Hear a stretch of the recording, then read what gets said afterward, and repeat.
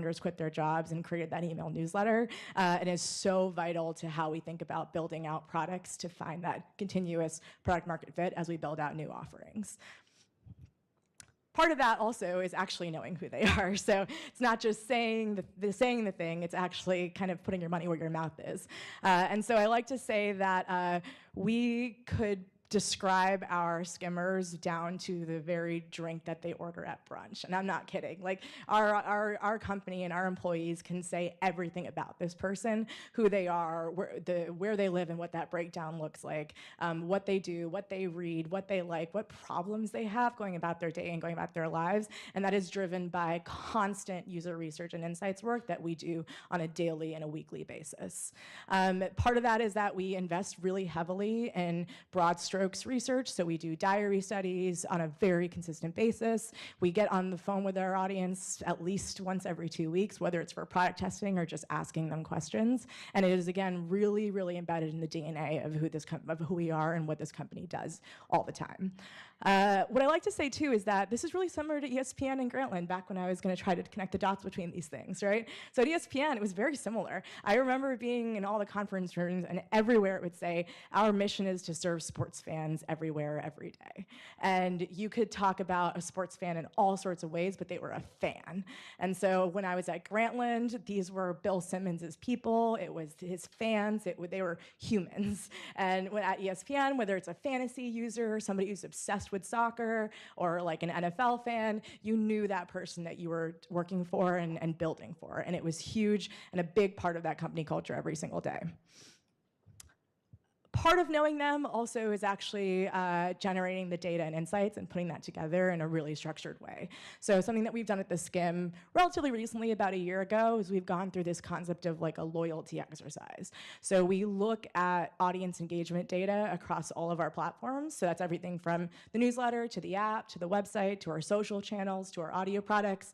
And we look at engagement data cross-platform, and then we marry that to qual and their affinity to the brand, and we bucket them into 5 tiers of Skimm'rs. So a tier 1 Skimm'r, excuse me, a tier 1 Skimm'r, for example, is somebody who reads the newsletter and opens it at least 4 out of 5 days a week, is a Skimm ambassador, pays for our app, and follows us on our social channels. And we make sure we bucket out the whole audience in these segments and are constantly looking at how that's changing over time every single quarter. And again, that just goes to show this kind of obsession with the single user and the single audience and how we're going to track them over time.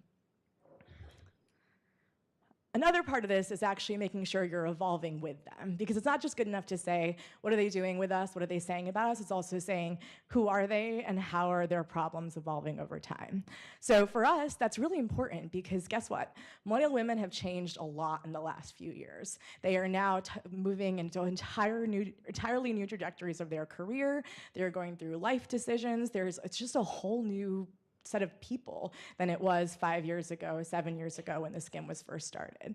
And so for us, it's so important to constantly be reassessing our products and looking at who they are, how their problems are changing over time, and how we can continue to be their best friend and be the product that delivers the most value to them, and we don't sort of lose sight of that and lose sight of who they are and who they're becoming.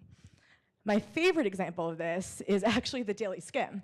And so people always ask me, they say, what happens with the Daily Skimm if people stop reading email? And I'm like, guess what? It's not an email product. So the Daily Skimm tells you what's happening in the world to catch you up in your morning. And so if your morning routine changes, the Daily Skimm will change with you. So for example, a long time ago, people used to read newspapers in the morning. Now they check their email in the morning. In the future, that might mean connected devices, which we're already experimenting with. And so I want to stay on top of this audience and how her morning routine is changing and evolving and be right there with her to deliver that same value to her, no matter what she's doing differently in her morning.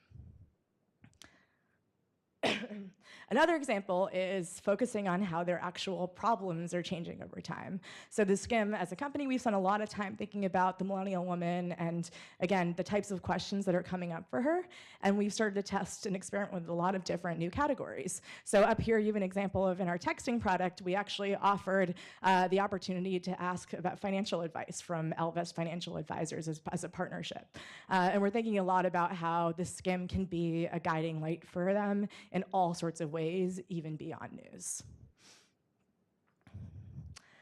This one you probably saw coming, but I think a lot of companies treat user insights and research as nice to haves. It's something that you do a lot later on in your company's life cycle. It's kind of a luxury, and that has never been the case at theSkimm. We hired our first insights employee in the first 30 people, and it is so embedded in the DNA of what we do every single quarter, every single project. And so what I like to say is that insights and data are the teams that actually hold us all accountable to what the audience is actually saying and doing.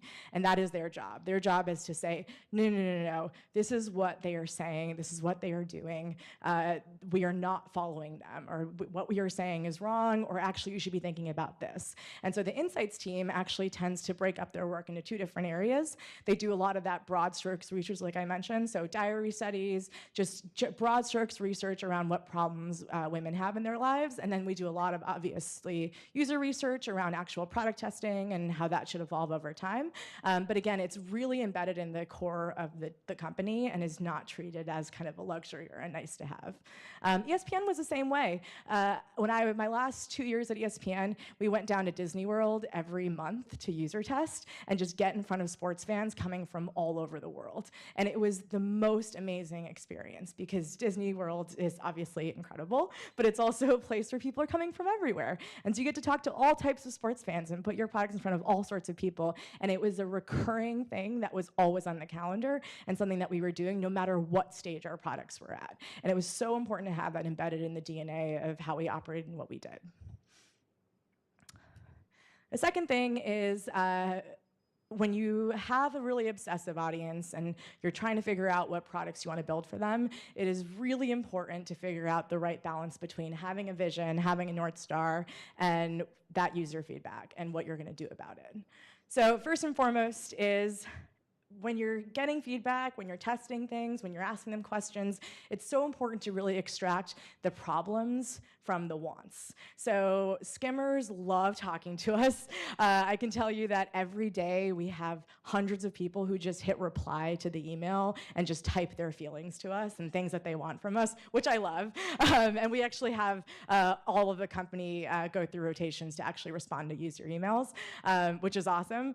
But it can be really hard to find the signal through the noise, right? And it can be really hard to figure out which of these are actually acutely felt problems that we can solve in a really unique way, and which of these are just people saying, I want you to do everything for me, come on, Skimm. And so I really try to have the team focus on listening to it, keeping a pulse on all the feedback, especially when we're doing actual product testing, but go through a whole process of hearing that feedback and extracting the problem that is coming from that feedback. And again, my favorite example of this is the calendar. If we had listened to what our Skimm'rs said that they wanted us to actually build, I don't think we would have built a calendar.